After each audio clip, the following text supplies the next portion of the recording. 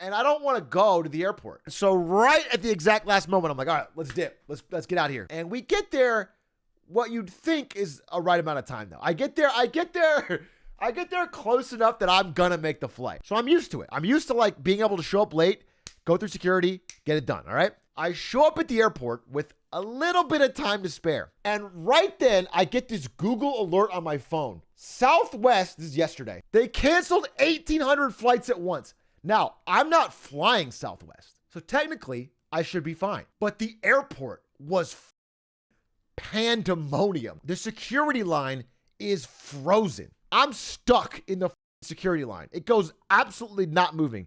And I'm like, okay, I'm probably not going to make it. And I'm trying to do that thing where I look like, oh man, you think maybe I could go in front of you, but nobody's budget.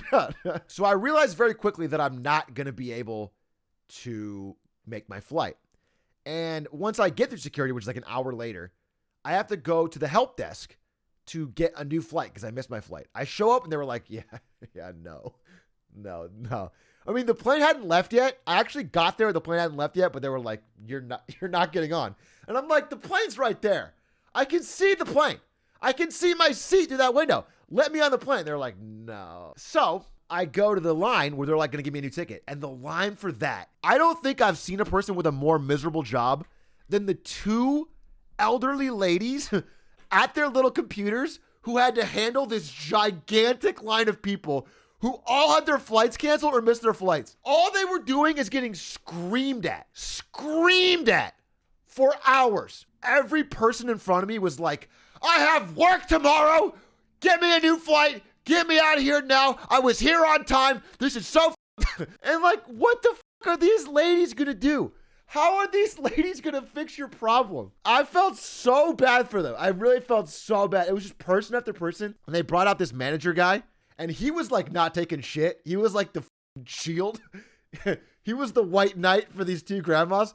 He was like, there is nothing we can do. I've told you many times. If you keep repeating the facts, it does not change the situation. It was hell to listen to. I couldn't imagine how it was for them. So anyway, I finally get to the front. And the first thing I say is like, hey, I was late. It's my fault.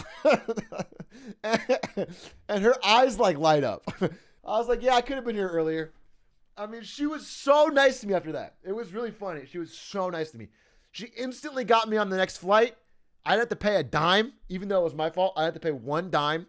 She booked me up. I got a window seat, which is what I wanted. And then I said, well, I was walking away and I turned back and I was like, hey, no first class?